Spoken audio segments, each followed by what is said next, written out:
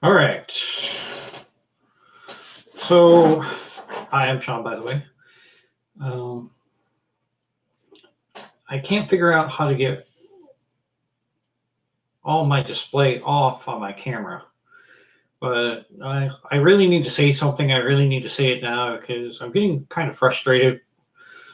I'm really not liking where our country is right now as a whole. I think I'm. I support President Trump. I've been a supporter for a couple of years now.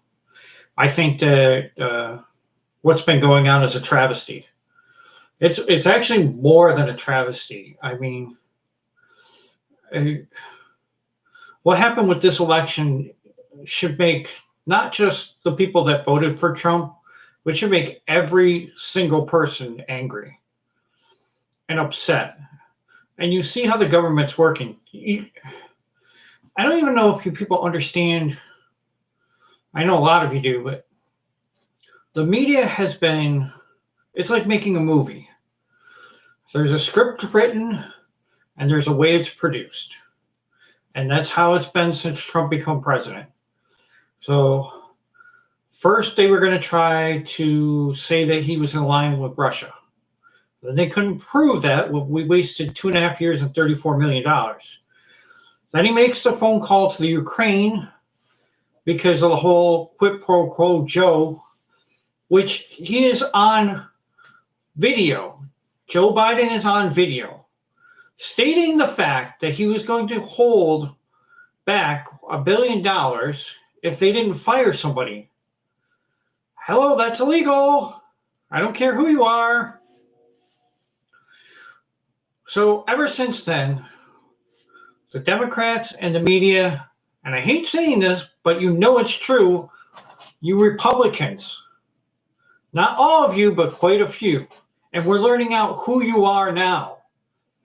Mitch McConnell, I don't trust you at all. You're in line with China. You have too many ties. You should not be running the government. My other thing that's upsetting me now is how long these people like Mitch McConnell, Nancy Pelosi, and all these other people that are in politics and in the Senate for decades. Yet a president only gets 2 terms, so 8 years. So why can't we do that the same with all senators or mayors? Most you can have is 8 years. I don't like the spins that have been going on forever about Trump. Is Trump a perfect person? No. But who is? Who is? Do we want somebody in presidency that's going to say one thing and then do the total opposite? Do we want somebody that's going to be putting our interests first or not? Now, if you remember Joe Biden, again, who is well known for plagiarism. Now, I lived near Syracuse, New York, and he graduated from Syracuse. This guy should have been expelled, and Syracuse should have expelled him when one of his final papers, which was 15 pages, a third of it was plagiarized. He said, no, I didn't mean to do that. Yes, he's meant to do that. What's happened the last 2 times Joe ran for president? Look that up. Trying to be calm. So on January 6th, something big could happen. There's talk about this. There's those 6 states where voter fraud, and I'll probably be disconnected just from saying that word, which is BS. That's BS, YouTube. You take content from people like me and everybody else. You put your freaking commercials on there and you get paid well from that. And then just like politicians, you give little crumbs that we never see the money anyway. But everything that you watch on YouTube has these commercials. Sorry, I'm going a little sidetracked, but it all ties in. So there's the I believe it's the 230 rule or law that has been protecting people like you YouTube, and Twitter, Facebook,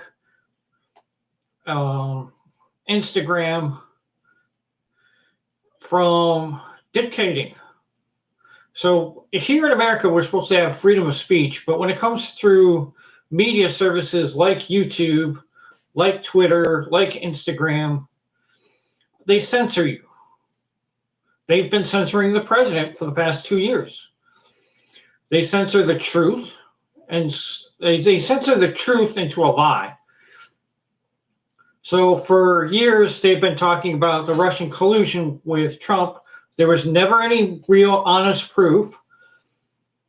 They found out that was false. Nobody came back later and said, oh, we're sorry for the misinformation for the past 2 years. That's 2 years of disinformation and deform of one's character. So if I were Trump, I would be suing Twitter and everybody else, Instagram, Facebook, YouTube, MSNBC News, CNN, all of them. Because all of them reiterated this lie.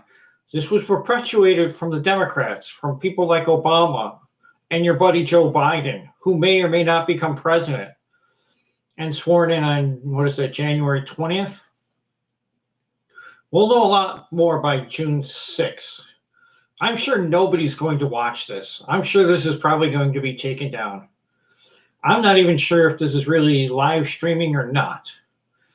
If somebody could chime in about how to get rid of this stuff, because I got rid of most of it, but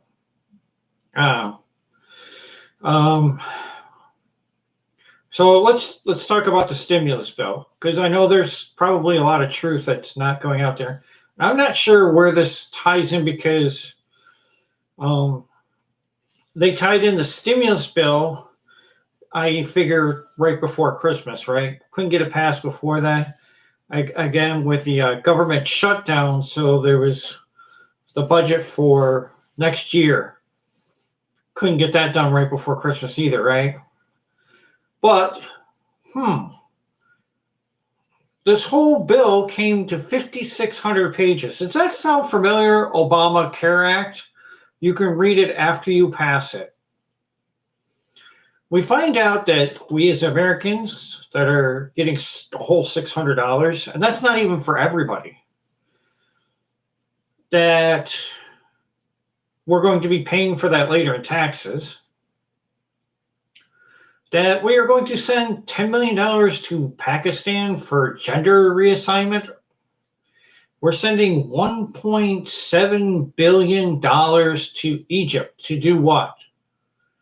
To do what? Do you know this? To build a wall. Doesn't that sound a little funny? Doesn't that sound a little crazy? Considering Trump wanted and has built the wall between Mexico and us, that was $5 billion, yet the government did not want to spend that money. That's wasteful spending. Protecting our country is wasteful spending. Money towards our military is wasteful spending. Sending $1.7 billion over to Egypt that has done nothing for us so that they can protect their borders, well, that makes perfect sense. We're only in a pandemic, which is false. We have a 99% chance of surviving the pandemic. So the death tolls are up because if you talk to the doctor, and they've shown this, they've shown the death certificates. If somebody got shot and had COVID, it's a COVID death. If somebody has cancer and dies and had COVID, it's a COVID death. So the numbers are inflated. I'm not even sure if I'm getting sound because I'm not, well, that's right. I'm not showing that part. But about a month ago, Elon Musk, everybody knows him. He was not feeling well. He was showing signs of possible COVID. So being the person that he is, He didn't get one test done. He didn't get two tests done. He didn't get three tests done. He got 4 tests done at the same time. 2 came back positive, 2 came back negative. That's pretty interesting. How can that be? So our test results, I don't even know if I trust the positive test results, what that means, if it means anything. Yes, I coughed. The lockdowns in California, as the numbers climb, maybe the lockdowns don't work. Governor Newsom, my own governor, Cuomo, I could say some stuff, but I regress. You've had the strictest lockdowns, and yet your cases are climbing. And places like Florida, it's not that bad. It'd be interesting to see what it's like in other parts of the country that have cold weather that are not locked down, like South Dakota, which didn't lock down at all. She never locked that down at all during this whole pandemic. I don't know about the mask things. I'm sorry. I'm going to get crap from this. I don't believe in them. What are things that you do when you wear a mask? You touch it. You constantly touch it. You can't help but touch it. It falls down or comes down over your nose, you pull it back up.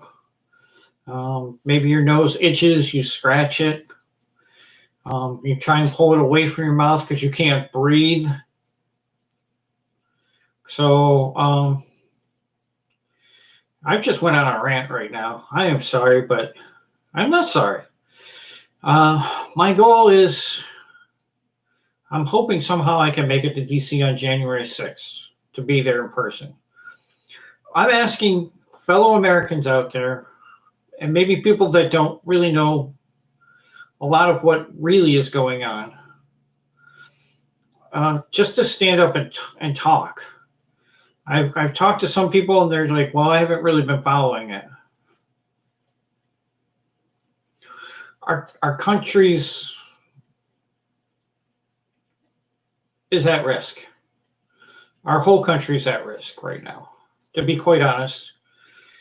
This isn't, as you know, the lockdowns and everything else. If you're complaining about that now, it's going to get a lot worse. This whole socialism, communism, as a Ferris Bueller said in 1985, I'm not for any isms. So you could paint a white horse with black stripes and call it a zebra. It's still not a zebra. It's a horse with painted black stripes. It doesn't make it a zebra. So you can say socialism is this and socialism is that. It's just a nice way of saying communism. Talk to people from Venezuela. Talk to people from Cuba. Why are they coming here? That kind of pours me into the next thing about our country being so racist. Now, up until this election year, I hadn't heard much about it. So back in May, we had the death of George Floyd, and sad as it is, that guy died of a drug overdose. We wouldn't have found out more information if they hadn't shown the body cams have been released and snuck out, which they didn't want you to see that. George Floyd, ever since the police officer tried to put him in the back of a police vehicle, was saying he couldn't breathe. He said he was claustrophobic, but he was sitting in his SUV by himself in the front seat. As you saw when he was talking to the officer, went back when he was in his SUV, you saw a big white pill on his tongue that he swallowed. That was fentanyl. Fentanyl was found in his system. That was that was the cause of death. If you notice, they had 2 coronary reports. One said that he died from a drug overdose. The other said he died of asphyxiation from the neck. Funny how the coroner that said that he died from the knee being on the neck was the same coroner that said Epstein had committed suicide. Should make you wonder. Another thing that all started with the BLM, which we are going to transition into right now. Black Lives Matter. Another socialist communist platform. They don't like America. They don't like straight white or black people. Here's another thing that a lot of people don't know. Obviously, they have raised a lot of money this year. I think some of it was blackballing some of these companies like the NFL, Major League Baseball, NBA, WNBA, sometimes NASCAR. But I hope you're sitting down when you hear the number of money that they raised. Almost $11 billion. Now, they're supposedly for black people and black communities. So if they were for black people and black communities, why were they burning down black businesses and killing black people? And don't tell me they weren't. Just because an officer is black and he's an officer or somebody protecting a store doesn't give you the right to kill him. You're supposed to be protecting the black people. $11 billion. Imagine what you could do with $11 billion. I mean, you could totally redo Baltimore and clean it up. I mean, there's so many things that you could do. You could start doing schools for low-income black people that are good schools. The thing that's hurting minorities, and not just black people. I'm sick of it just being about black people. What about Asian people, Native American, Latino? You don't hear them complain as much as the black people. And I'm not meaning this to all black people, but from what I see with the Black Lives Matter movement, which is actually usually white people and funny enough, Antifa. So where is that almost $11 billion that you guys have? Why are you not putting it back into these black businesses that were burned down by you? You burned them down, you and your buddies Antifa. Why is George Soros funding you? You don't need funding. You have enough money to last a long time, at least easily a decade with no more funding, which you won't get because like NFL and Major League Baseball have said that they would be funding you for at least the next 5 years.